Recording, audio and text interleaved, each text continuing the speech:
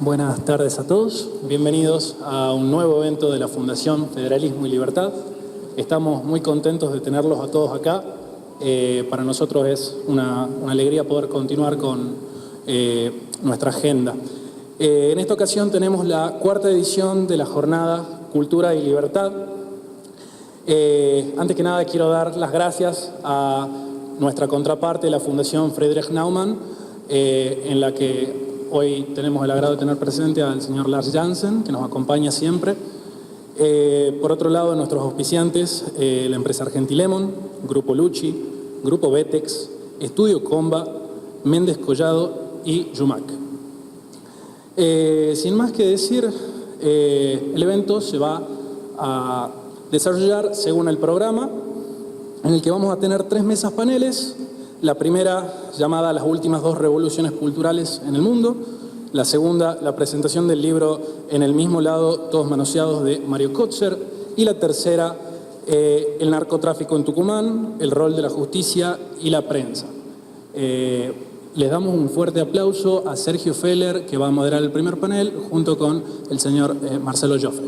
Un aplauso, por favor. Tenemos el placer de tener a Marcelo Joffre. Es especialmente escritor, periodista y abogado argentino. En los años 90 dirigió la mítica revista cultural El Mirador, condujo el programa radial El Ágora durante 9 años de distintas emisoras. En televisión, junto a Juan José Sebrelli, realizó el programa Aguafiestas. Es colaborador habitual de distintos medios, entre ellos La Nación, Perfil y La Gaceta de Tucumán, en el suplemento literario. Ha publicado varios libros, entre ellos la novela Mancha Venenosa y El amor sigue sin nosotros, y los ensayos El surmenage de las ideas y Cuento de hadas. Ha obtenido el premio de ensayo de la Fundación Banco Mercantil UNESCO sobre Julio Cortázar, el premio de cuento de la editorial del Castillo Editores y el premio de cuento de Colegio Público de Abogados de la Capital Federal. Integra el directorio de la Fundación Victoria Ocampo y de la Asociación por Villa Ocampo. Es titular desde hace 3 décadas del Estudio Jurídico Joffre en la ciudad de Buenos Aires. Y con esto espero que disfruten, que puedan disfrutar como yo ya disfruté las palabras de Marcelo. Bienvenido, Marcelo. Bueno, muchas gracias. Bueno, como ustedes habrán visto la semana pasada, la sorpresiva o no tan sorpresiva designación de Bob Dylan como Premio Nobel de Literatura llamó mucho la atención, pero llamó la atención más que nada porque parecía que no era un escritor. Entonces uno se preguntaba qué quiso decir la Academia Sueca con esto. Y no sé si alguno habrá leído ese libro Trainspotting sobre las drogas, que es de un novelista inglés que se llama Irving Welsh. Irving Welsh dijo unas palabras furibundas respecto de la designación de Bob Dylan como premio Nobel. Dijo: es un premio a una nostalgia podrida, auspiciado por hippies rancios y prostáticos que se babean. Lo que quiso decir Irving Welsh, el autor de Trainspotting, es que en realidad este premio no se lo estaban dando a Bob Dylan, sino que se lo estaban dando a los años 60. Lo cual es una cosa curiosa, porque darle un premio Nobel de literatura, que es un premio personal, a los años 60, es más o menos como dárselo a la diéresis o a la gramática. Entonces, tenemos ahí un primer tema que son los años 60. Los años 60 constituyen sin duda una revolución cultural de primer orden. Yo diría que los años 60 cambiaron el mundo. Estamos ya a casi 60 años de esto. Y hubo hechos políticos y hechos sociales que cambiaron el mundo a partir de ese momento. Cuando hablamos de revoluciones culturales, las revoluciones culturales siempre mezclan cuestiones más o menos de 3 órdenes. Conductas de los seres humanos que cambian porque los seres humanos van decidiendo eso. Cuestiones tecnológicas que cambian. No es el instrumento en sí la revolución cultural, pero ese instrumento hace que el individuo funcione de otro modo y eso genera a su vez cuestiones económicas. Por ejemplo, para pensar la revolución del Neolítico, famosa revolución del Neolítico, básicamente fue pasar de de un hombre que cazaba y pescaba a un hombre a la agricultura, a un hombre que hacía agricultura y ganadería. Y ahí se mezclan, porque obviamente tenía que tener nuevos instrumentos, pero radicalmente el neolítico cambia toda la humanidad. Los años 60 cambian la humanidad. ¿Y cuáles son las cosas que básicamente aparecen en esos años? Una primera cuestión es, sin duda, la liberación sexual. Esos años producen un efecto, yo diría, devastador sobre la represión que venía en parte auspiciada por las iglesias, en parte por tradiciones. La liberación sexual en esos años es algo fuertísimo. Al mismo tiempo está el tema del feminismo. El feminismo nace básicamente en esos años. Y ya vamos a ver más adelante que muchas de estas cuestiones que aparecen en los años 60 a la vez van a mostrar sus límites con el tiempo. Van a mostrar que no se pueden desarrollar de un modo consistente mucho tiempo o llegando a las fronteras. Aparece el tema de la ecología. La ecología como cuestión de cuidar el mundo aparece básicamente en esos años. Aparece el tema del hipismo, por supuesto que el hipismo estaba enraizado en una tradición que viene de Diógenes, ¿no? Pero, digamos, como cosa, podríamos decir, aunque no le gustaría a los hippies, como cosa institucional, es de esos años. Por eso Irving Welsh dice que esto respecto del premio a Bob Dylan. Aparece la droga, aparece la minifalda, aparecen los anticonceptivos. Decían que los anticonceptivos liberaban mucho a la mujer porque justamente le daban la posibilidad de manejar ellas mismas la situación en las relaciones que tenían.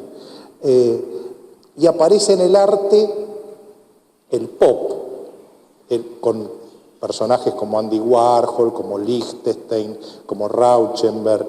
Si piensan, digamos, una idea de la historia del arte, ustedes van a ver que hasta básicamente hasta el 480, digamos, el arte era anónimo. Del 480 al siglo XIX era un arte no anónimo, básicamente mimético.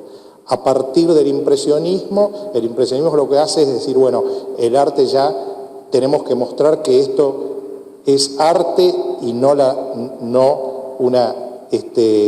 realidad. Y por eso esa deformación que tiene el impresionismo con las pinceladas, etc. Lo que intenta justamente es mostrar que es algo distinto del arte. Después viene ya en el siglo XX el arte conceptual con Duchamp, empieza en 1917, y el pop lo que hace en los años 60 justamente es una vuelta a lo mimético, pero con una torsión. Y una torsión que justamente tiene que ver con lo que estaba pasando en ese momento, porque lo mimético en el siglo XVIII, XVII, XIX, ¿qué era básicamente? Pintar un paisaje o los pintores cortesanos pintar a los reyes. Eran pintores de las cortes y pintaban a los reyes. O cuestiones religiosas. ¿Qué hacen los artistas del pop, como Warhol? Pintan las cosas de todos los días. Pintan una celebrity, como podría ser la mujer de Kennedy. Pintan una lata de tomates. Pintan una caja de jabón en polvo. Pintan la historieta, como la pinta Lichtenstein. Porque en realidad los 60 implicaba un retorno a la cosa de todos los días.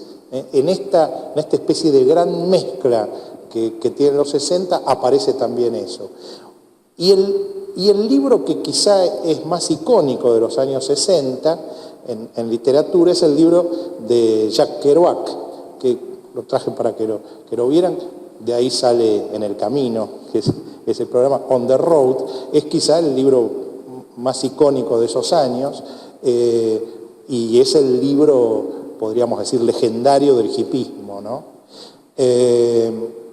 Y últimamente, en el MoMA de Nueva York, estaba expuesto hasta hace una semana o 10 días, había una exposición de un artista californiano que se llama Bruce Conner, que justamente celebraba todo esto de los años 60. Esto de los años 60, digamos, tuvo su correlato en la política con Kennedy, con Cuba, la Guerra Fría, la contracultura californiana que aparece como cosa muy potente, y ciertos movimientos como los beatnik, los queer, que, digamos, aparecen justamente en esos momentos. Y fíjense una cosa, de los dos candidatos que hay en estos momentos en Estados Unidos, Hillary Clinton, que es la menor de los dos porque tiene 68 años, y Trump tiene 70, a pesar de ser la menor, podríamos decir que desde el punto de vista simbólico, podría ser la representante o una especie, digamos, de imagen de esos años 60. Fíjense ustedes, cuando ella se gradúa en la universidad, en el año 69, lo que dice, el desafío ahora es una práctica política que permita ver como posible lo imposible, dice Hillary Clinton en 1969. No tiene sentido un cambio social, sino que lo importante es la reconstrucción humana. Ahora inmediatamente vamos a comparar esto que decía Hillary Clinton en el 69 con lo que dice ahora en los debates, ¿no? Podríamos decir que la segunda revolución que aparece en estos últimos 60, 70 años, después del gran estancamiento de los años 70, porque el mundo sufre un estancamiento en los años 70 y Estados Unidos en particular, es lo que se daba en llamar genéricamente el Reaganomic, ¿no? Esos 8 años entre 1981 y 1989 de Reagan, un poco coronados con un libro del año 92, que es el libro de Francis Fukuyama, en donde planteaba la idea de que la Guerra Fría había terminado y el capitalismo le había ganado al otro bando. Pero lo interesante de estos años 80 es que el capitalismo y el liberalismo, como lo plantea Ronald Reagan, que no era un tipo especialmente, podríamos decir, refinado, sofisticado, era un actor, pero sin embargo un tipo muy intuitivo y que de algún modo capitalizó ideas que venían de distintos autores, que venían de un autor anterior como Leo Strauss, y para mi gusto, y aunque muchos piensan que no, de otros autores incluso de Harvard, por ejemplo como John Rawls. Algunos piensan que no porque ven a John Rawls como alguien, digamos, más progresista o socialista, pero yo creo que en Ronald Reagan había justamente la idea del capitalismo como una especie de máquina moral. No veía solamente al capitalismo como una máquina capaz de producir bienes y servicios, sino que lo verdaderamente importante es que el hombre se construyera a partir de su creatividad y su trabajo. De ahí, digamos, la figura un poco grotesca, pero al mismo tiempo emblemática, no ya de los hippies de los 60, sino de los yuppies de los 80.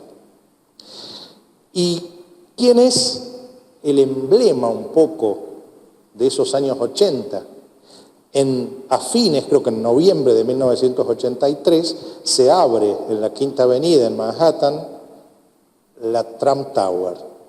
Es decir, Donald Trump abre en esa década esta torre emblemática. Entonces, hasta ahora tendríamos a Hillary Clinton como representante un poco de los ideales de los años 60 que liberaron al ser humano en tanto individuo en sus perspectivas, digamos, de vestimenta, de sexo, sus perspectivas globales como ser humano, y a Donald Trump como representante de la libertad económica de los años 80. Ahora, la pregunta es, ¿verdaderamente hoy en día estas dos personas representan esos paralelos ideales? Y a juzgar por los debates daría la impresión de que no. En el caso de Hillary Clinton no ha hecho una sola mención a querer cambiar el ser humano, a querer que el ser humano sea más libre. Las únicas, consignas que ella plantea son un cambio social, que tengan más medicina, que tengan medicina gratis, que subir los impuestos para poder darle cierto tipo de beneficios sociales. Es decir, que los ideales aquellos de los años 60 que ella había celebrado y cantado en el momento que se graduó como abogada en la universidad, están completamente olvidados. Y en el caso de Donald Trump, bueno, más aún, ¿no? Porque Donald Trump da la impresión de que lejos de ser un liberal verdadero, un hombre que está, con un capitalismo así creativo, más bien lo que él plantea es: yo me agarro a lo que yo puedo y que los demás se las arreglen. Si puedo eludir impuestos, los eludo. Si puedo agarrarme a una especie de arrebatador. De manera tal que daría la impresión de que tanto Hillary Clinton como Donald Trump vendrían a ser algo así como los detritus de aquellas dos revoluciones de los 60 y de los 80. En momentos en que en el mundo está despuntando, yo diría, una tercera revolución a partir de los instrumentos. Es decir, ya hoy el ser humano es un ser humano desconcentrado, básicamente desconcentrado. Nosotros logramos que acá 50 personas o 70 o 80 nos escuchen, pero es casi un milagro. Yo el otro día estaba con un gran escritor argentino que es muy amigo mío y que tuvo un pequeño problema de salud, y entonces logramos que le pusieran 3 señoras que lo cuidan durante el día, esos 3 turnos que lo cuidan. Y yo le preguntaba: ¿y qué hacen estas mujeres? Dice: están todo el día con el telefonito, todo el día. Dice: incluso en un momento le dije: ¿no quiere venir a ver un rato el programa que yo voy a ver ahora de Mirta Legrand? Siéntese conmigo. Dice: y bueno, para darme el gusto fue. Dice: y a los 10 minutos ya estaba con el telefonito y se fue a seguir su conversación, su chat con el telefonito a otro lado. Es decir, que esta especie de zapping de chats, porque no solo es un diálogo con otro ser humano que está del otro lado, sino con una especie de partida simultánea. Incluso se da cuando uno está trabajando, que en la computadora saltan constantemente alarmas, que en Facebook alguien lo quiere a uno interpelar con alguna cuestión, o en otra red social, en Twitter, entonces hay como un ser humano fragmentado, desconcentrado, solitario y en el fondo egoísta. Esta nueva revolución, a partir de los instrumentos tecnológicos en general y de Internet en particular, que no digo que no sea un instrumento extraordinario, que ya incluso lo había visto Borges en el Aleph, porque el Aleph en el fondo era eso, pero Borges lo había hecho con una sutileza y una ironía que creo que hoy, con esto que estamos conversando, prefiguraba el problema, porque Carlos Argentino Daneri, que era el personaje del Aleph, era un chambón. Entonces lo que Borges decía es: le damos un instrumento que es el Aleph, que es un punto por el cual pasa todo el universo, a un chambón. Y ese tipo, en manos de ese tipo va a ser un problema esto. Bueno, en este mundo en donde despunta esta tercera, yo diría, revolución cultural, se plantea la cuestión de que, de manera inversamente proporcional a lo que sucede en la mayoría de Latinoamérica, en donde estamos un poco como ya vacunados de populismo, en el mundo empieza como a reflotar la idea populista. Repasemos no ya el caso de Trump, que sin duda es un populista, porque básicamente aprovecha cuestiones como el tema de los inmigrantes, o el tema digamos, para que teóricamente le estarían sacando trabajo a los propios norteamericanos, o cuestiones así como la seguridad, cuestiones que van como al sentimiento más inmediato del elector, ¿no? Pero también está pasando en otros lugares. Y lo más alarmante es que no es ya un individuo de 70 años como Trump, sino que son en general jóvenes. En Grecia, el partido Syriza y Tsipras es un muchacho que tiene 40 años, que estudió, que tiene... Pablo Iglesias, en España hace un año que no tiene gobierno, prácticamente. Me contaba, la semana pasada estuve charlando con el embajador español en la Argentina y me decía, yo llegué hace 2 años y medio acá. Dice, mire qué mala suerte que tengo. Dice, me pasé el primer año y medio en la Argentina con un gobierno que no quería hablar conmigo porque no le interesaba tener relaciones con el mundo. Y el último año, sin que nadie me dé bolilla, porque no represento a nadie, porque España no tiene gobierno. España sin gobierno y con un poco el peligro, gane o no gane, porque acá lo importante no es que gane o no gane, es que estas personas, en definitiva, representan, digamos, son los heraldos visibles de una revolución cultural que está abajo y que los está haciendo aparecer como pus en la superficie. Francia, Marine Le Pen, ¿qué va a pasar en las próximas elecciones en Francia? Con Hollande, con un bajísimo nivel de Sarkozy y Marine Le Pen. Lo más probable es que Marine Le Pen esté cabeza a cabeza con los otros dos, como mínimo. El Brexit en Inglaterra. Los ingleses, creyéndose quizá más de lo que son y queriendo salirse de la Unión Europea, ¿qué queda en medio de todo esto? Quizá queda solamente como en Europa como una especie de bastión Alemania, como que resiste con una economía relativamente liberal y con perspectivas que no parecen tan viciadas. Y encima aparece el fenómeno Trump. Y ojo con este fenómeno, porque todas las encuestas hoy en día le dan 48 a 41, 42. Pero acá hay 2 problemas.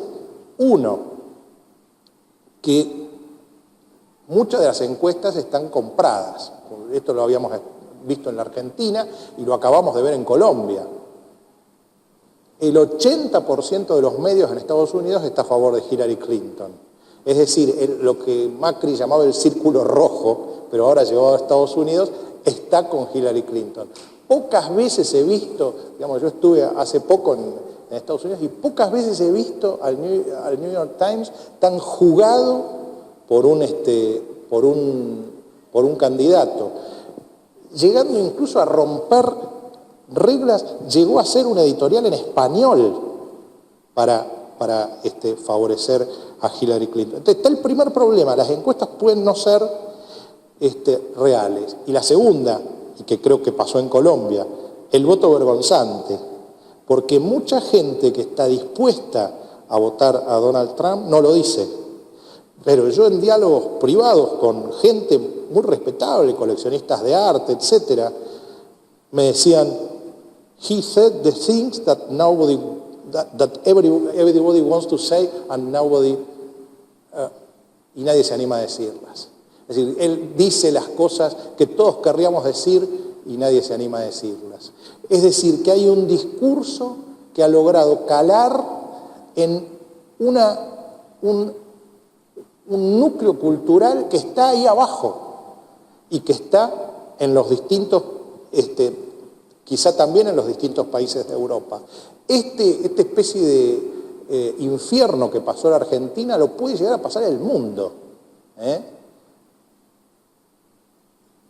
Porque Donald Trump puede perder, pero lo interesante no es que Donald Trump pierda o gane, es que van a aparecer otros Donald Trump detrás de él. Porque el problema no es Trump, el problema es que hay gente que piensa lo que piensa Trump. En este mundo en donde la profecía de Huntington, mezclada, etcétera, porque Trump Huntington había planteado esta especie de irrupción de los musulmanes como algo exclusivamente religioso, y sin duda no lo es, porque está completamente matizado y contaminado por cuestiones económicas, y tampoco importa tanto que el Estado Islámico, el ISIS, hoy esté en retroceso y esté perdiendo ciudades, porque ahí también tiene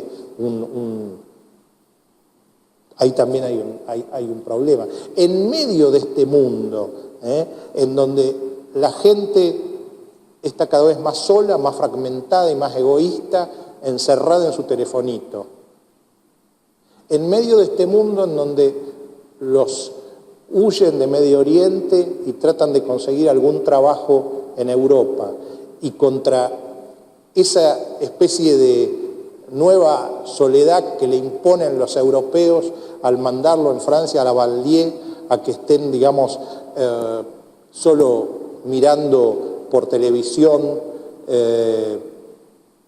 a un predicador islamita y no puedan ir y estar en los colegios. Es decir, que no exista el multiculturalismo ya, sino el pluriculturalismo, es decir, que cada cual esté por su lado. En medio de este mundo, me parece que estamos como asistiendo a la posibilidad de que el mundo, no ya, digamos, nosotros, pase por esa especie de infierno que pasamos nosotros durante 12 años. Y desde un think tank como el que constituyen estas fundaciones, ojalá esto no pase, pero me parece interesante plantear la alarma. Bueno, era esto. Aplausos. Que estos instrumentos tecnológicos no nos permitan hacer foco, como que la sociedad se complejiza, porque por otro lado el ser humano tiende a ser cada vez más inteligente, está más interconectado, con instrumentos que lo sacan de foco, que están interrumpiendo permanentemente la actividad mental. Digamos, es como el cuchillo. El cuchillo se puede usar para cortar la carne o para asesinar a alguien, ¿no? La misma regularidad científica que había descubierto Einstein podía servir para lo benéfico o para hacer la bomba atómica.